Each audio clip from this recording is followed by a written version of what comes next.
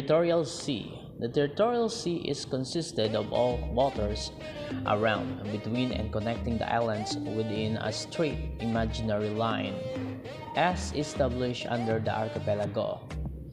This is regardless of the distance from one island to another, including their breadth and dimension. Next, we have space territory. The space territory is consisted of the space corresponding to the imaginary line set forth on our territorial sea. As to how high will it be depends on our capability to protect the same from intrusion by another country. Next, historic or legal title. This inclusion of the phrase belonging to the Philippines by historic or legal title is deemed to mean Sabah, which is part of the Philippines, according to history with legal title. Hence, once we acquire jurisdiction over Sabah, it will be constitutionally for the Philippines to acquire the same. So in addition to this, the Philippines maintains its territorial claim over Sabah based on the 1878 Lease Treaty and based on the historical account that Sabah is a gift from the Sultan of Brunei to the Sultan of Sulu, which is now a region and part of the sovereign territory of the Philippines. So the Philippines derives its claim to Sabah from Sultanate of Sulu, which once ruled the southernmost region of the Philippines. The Sultanate asserts that the territory of the North Borneo was a gift from the Sultan of Brunei as a reward for the Zulus' aid in a war in the 1600s.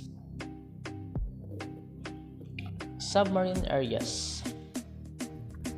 Seabed means seafloor, subsoil means under the earth, territorial means land, fluvial means water, and submarine areas means underwater, and insular shelves means small islands, or what we call this, the islands.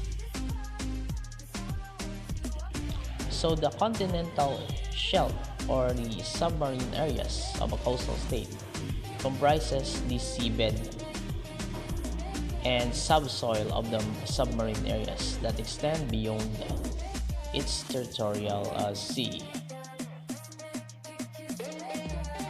Government as an institution is composed of people vested with authority or the power to govern or to manage the affairs of the state. The manner by which the power to govern is vested upon them is by way of an election or appointment. The business of managing the affairs of the state is basically making laws and to execute the same. The reason is that, of course, is a government of laws, not of men. Therefore, the act of governance is the very act executing the laws by those who are vested within the power to do the same.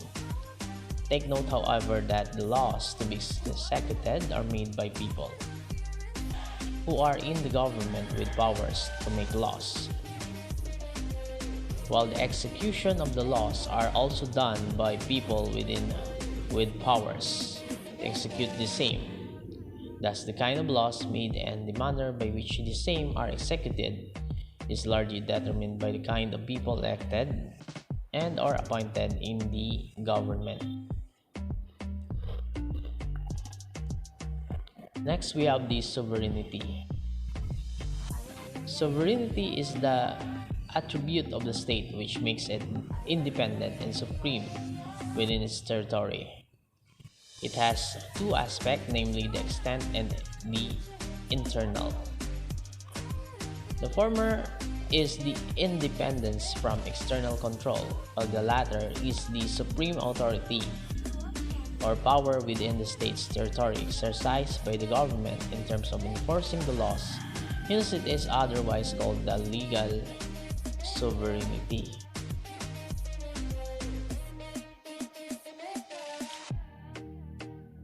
So, characteristic of sovereignty. Sovereignty as the supreme authority is also absolute, which means total. There can be no other sovereignty in a state except that one which is duly recognized by the people and exercised through the legitimate government over which sovereign power is vested. The supremacy of sovereignty is well manifested in the constitutional principle that the state may not be sued without its consent.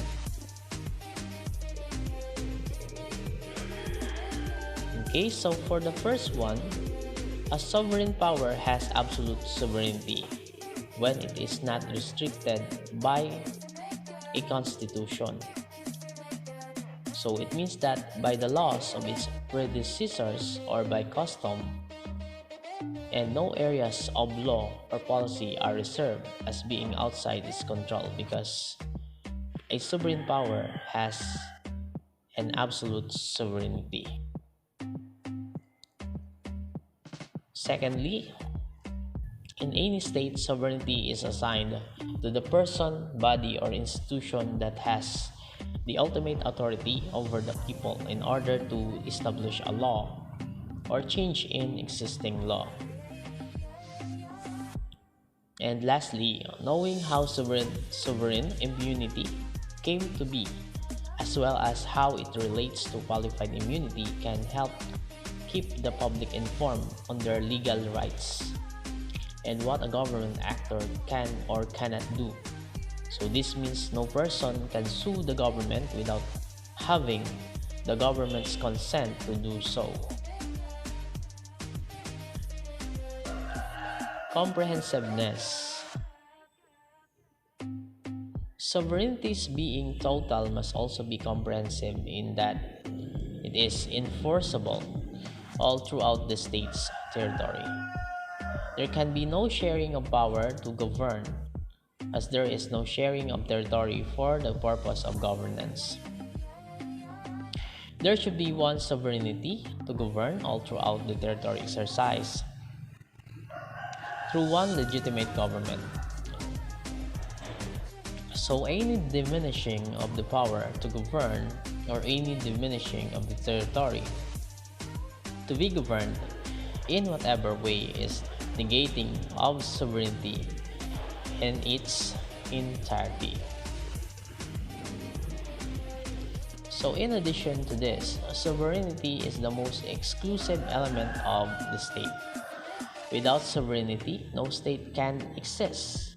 Some institution can have the first three elements: the population, the territory, and the government, but not sovereignty. State has the exclusive title and prerogative to exercise supreme power over all its people and territory. Next, perpetuity sovereignty is forever as long as the people themselves as a state exists. It does not prescribe nor can it be taken from them. Likewise, it is also inalienable, the very reason why sovereignty is perpetual. Thus, even during Japanese occupation in the Philippines, the Filipino people ought to maintain their allegiance to the United States. The reason is that sovereignty is being inalienable, it cannot be taken from them. Although at the time, the exercise of sovereignty was suspended.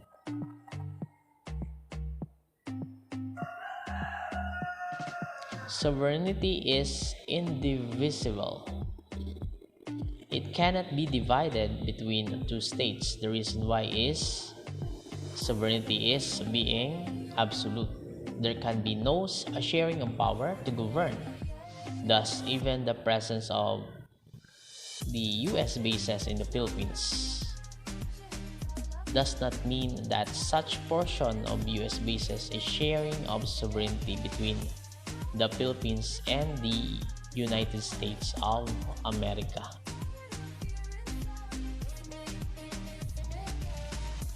So sovereignty or the general will is inalienable. This means that for the will cannot be transmitted, it is indivisible since it is essentially general. It is always right to determine and limit in its power by the common interests that acting through the laws.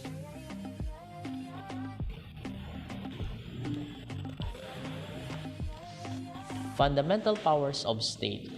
The state has inherent powers, otherwise known as fundamental powers, namely police power, power of eminent domain, and taxation power. So these powers are called inherent because they are considered to have existed with the birth of every state. The reason is that no state can ever exist without the said powers. So the first one, we have the police power. So police power is superior to individuals' rights in that the latter may be sacrificed or limited in favor of the former, provided however that due process is observed. So in addition to this, police power may affect the rights of an individual when those rights conflict with promotion and maintenance of the health, safety, morals, and general welfare of the public. So a municipal zoning ordinance is a police measure and prevails over a restriction contained in the title to property. So on the other hand, a municipal zoning ordinance deal with maintaining public safety, health, morals, and general welfare. So for example, a municipality may enact housing ordinance. So this is accordance with the property that set minimum standards of habitability. So other ordinance deal with fire and safety regulations that residential, commercial, and industrial property owners must be followed. Next, the power of the eminent domain. The power of the eminent domain is the power of the state to take a private property upon payment of just compensation. Upon the payment of just compensation for public purpose. The elements, therefore, of this power of the eminent domain are as follows. A. Taking by the government of any private property. B. Said private property shall be intended for use by the public. And C. The owner of the subject property shall be paid with the market value of the same. So in addition to this, the eminent domain, also called condemnation, is the power of local, state, or federal government agencies to take private property for public use, not for private use. So long as the government pays a just compensation, the government can exercise its power of eminent domain even if the owner does not wish to sell his or her property. So may karapatan pa rin bilhin or kunin sa'yo ng government yun because of the power of the eminent domain. So halimbawa, or for example, eminent domain has been used to acquire land for building a shopping center, housing development, stadium, or arena. So a person must receive a fair price for their property when the government uses the eminent domain. So in addition to this, just compensation means not only the correct determination of the amount to be paid to the owner of the land, but also the payment of the land within a reasonable time from its taking.